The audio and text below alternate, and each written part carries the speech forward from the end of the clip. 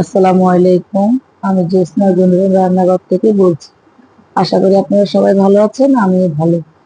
আজকে আমি দেখাবো কিভাবে ঘরে বানাতে পারেন একদম দোকানের মতো সফট এবং ফ্লাফি স্পঞ্জ কেক। আজকের এই কেকটি আমার একটু স্পেশাল কেক ছিল। এই কেকটি বানাতে ওভেন বা চুলে দুভাবে করা যায়। আসুন দেখি আমরা এই রেসিপিটা পুরো।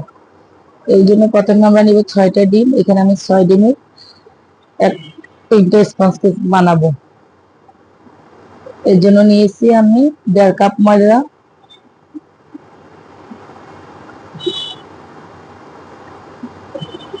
আসলে আমরা ডিমের উপরে ডিপেন্ড করব কেকে কতটুকু বানাবো না বানাবো। 6টা ডিম দিয়ে আমি 3টা কেকে বসাবো ছোট ছোট করে। এর জন্য আমি দিয়ে নিচ্ছি এখন আবার 4 টেবিল চামচ কর্নফ্লাওয়ার। আমি যতটুকু কর্নফ্লাওয়ার দিয়েছি ঠিক ততটুকু একই মেজারমেন্টে আমি 4 টেবিল চামচ ময়দা উঠিয়ে নিব।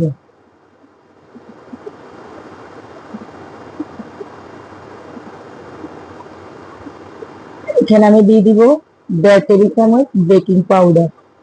বেকিং সোডা নয়, অবশ্যই দিতে হবে বেকিং পাউডারটা। এখন এটাকে আমি তেলে একটা সাইডে ঢাকনা দিয়ে রেখে দিব। এরপর আমি 6টা ডিমের কুসুম এবং সাদা অংশ আলাদা করে নিব। খুব সাবধানে আমরা সাদা অংশ এবং কুসুমটা আলাদা করব। কোনোভাবে যাতে কুসুমটা সাদা অংশের সাথে মিশে না যায় সেদিকে অবশ্যই স্পঞ্জ কেক যখন আমরা তৈরি করবো তখন অবশ্যই খেয়াল রাখতে হবে, কারণ এতে কেকের স্পঞ্জটা ভালো আসে না।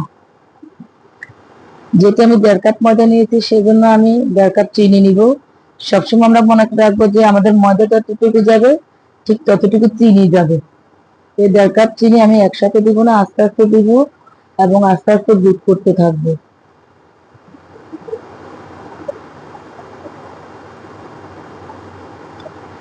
চিনিটাতে যতক্ষণ দানা না থাকবে ততক্ষণে আমরা বিট করব। এখন আমি দিয়ে দিচ্ছি 6টা ডিমের কুসুম একসাথে। এটাকে আমি 2 মিনিট বিট করে নিব। আমি যেহেতু বলেছি এটা আমি একটু স্পেশাল ভাবে বানাবো, তাই এখানে আমি একটু এসেন্স ভ্যানিলা এসেন্স দিয়ে নিয়েছি, একটু মিল্ক এসেন্স দিয়েছি এবং 1 চামচ আমি বাটার স্কচ ইমালশন দিয়েছি। হালকা একটু ফুড কালার দিয়ে নিয়েছি।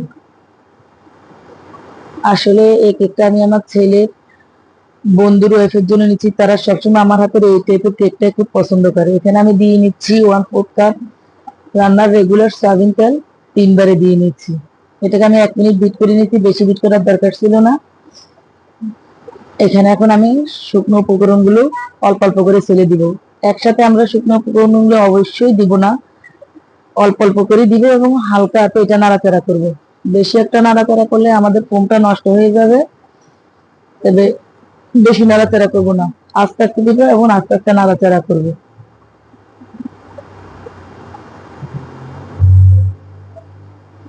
আপনারা যখনই কোনো ভিডিও দেখবেন আশা করি আপনারা পুরো ভিডিওটা দেখবেন। যদি পুরো ভিডিও না দেখেন তখন স্কিপ করবেন, তাইলে আপনারা অনেক কিছু শিখতে পারবেন না। সবসময় যে কোনো রেসিপি দেখবেন পুরো ভিডিওটা দেখবেন, এটা অনুরোধ রইল আপনাদের প্রতি।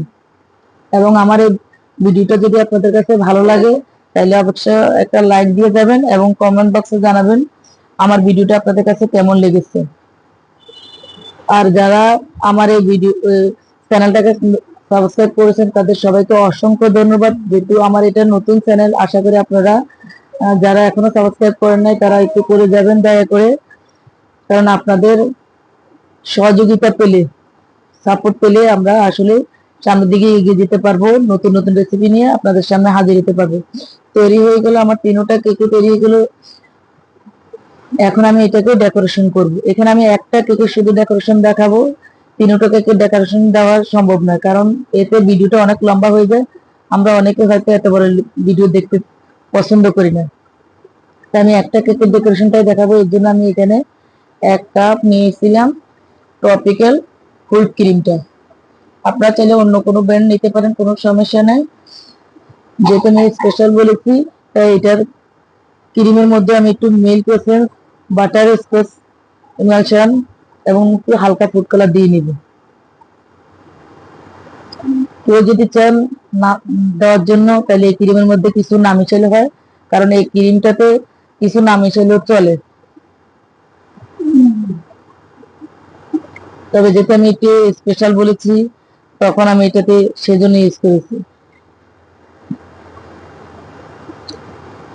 আজকাল অন্য আপুদের সাথে কি ঘটে জানি না, আমি আজকে 2 থেকে 3 মাস ধরে যখনই ব্লুবেল চকলেটটা আনতেছি, সেটা যখনই মেল করতে যাচ্ছি, কোনোভাবে সেটা টপারের জন্য রেডি করতে পারি না। কেন জানি হচ্ছে এটা জানি না। যদি অন্য কোনো আপুদের সাথে এই ধরনের হচ্ছে, তাইলে কমেন্ট বক্সে জানাবেন, এবং এর কি কোনো সমাধান কারো কাছে আছে সেটাও জানাবেন।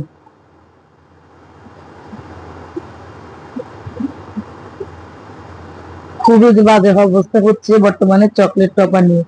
এটা যেহেতু স্পেশাল ছিল, এখানে আমি একটু চকলেট গানাশ দিয়ে দিয়েছি। এই গানাশটা আমি একটু, এই চকলেট গানাশটা আমি একটু স্পেশাল ভাবে করে নিয়েছিলাম। এখানে আমি যে সিরাপটা নিয়েছি, সিরাপটা একটু আমার স্পেশাল সিরাপ ছিল। এখানে আমি একটু মিল্ক এসেন্স মিশিয়ে নিয়েছিলাম।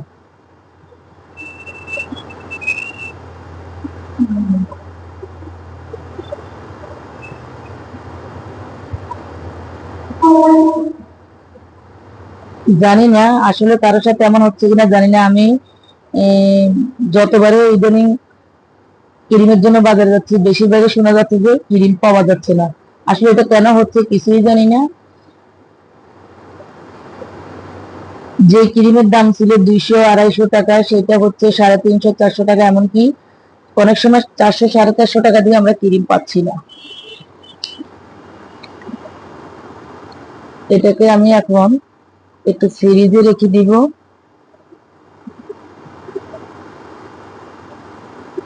এরপর আমি একটু চকলেট গানাশ দিয়ে নিচ্ছি। আলহামদুলিল্লাহ চকলেট গানাশটা খুব ভালোভাবে হচ্ছে, কিন্তু চকলেট টপারের জন্য চকলেটটা কোনোভাবে পারফেক্ট হচ্ছে না। এটা আসলে যদি আমার অন্য আপুদের সাথে হয়ে থাকে, তারা একটু কমেন্ট বক্সে জানাবেন, আসলে কি অন্য কারোর সাথে হচ্ছে নাকি আমার সাথে হচ্ছে। আমি এত এত চকলেটের টপ আপ করেছি, আমার আসলে কখনো কোনো সমস্যা ফেস করতে হয়নি। কেন জানি আজকে 1 থেকে 1.5 মাস এই সমস্যাটা হচ্ছে, বুঝতে পারতেছি না। তৈরি হয়ে গেল আমার এই কেকটার ডেকোরেশনের প্রায় 80%। এখন এটাকে আমি একটু হালকা ডেকোরেশন করব।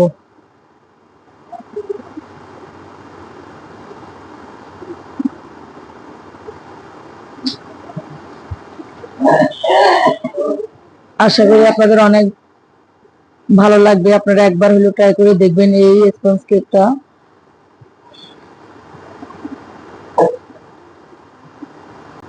আশা করি আপনাদের ভালো লেগেছে। ভিডিও যদি ভালো লাগে অবশ্যই লাইক কমেন্ট করবেন এবং সাবস্ক্রাইব করতে ভুলবেন না। পরের ভিডিওতে আপনাদের সাথে আমার আবার দেখা হবে। আপনারা সবাই ভালো থাকবেন এবং সুন্দর সুন্দর কমেন্ট করবেন। যদি কারো কোনো বিশেষ করে কোনো রেসিপির ভিডিও দেখতে চান, সেটাও কমেন্ট করে জানাতে পারেন, এবং আমার যদি কোনো ভুল ত্রুটি থাকে সেটা কমেন্ট বক্সে জানাবেন। আল্লাহ হাফেজ, সবাই ভালো থাকবেন।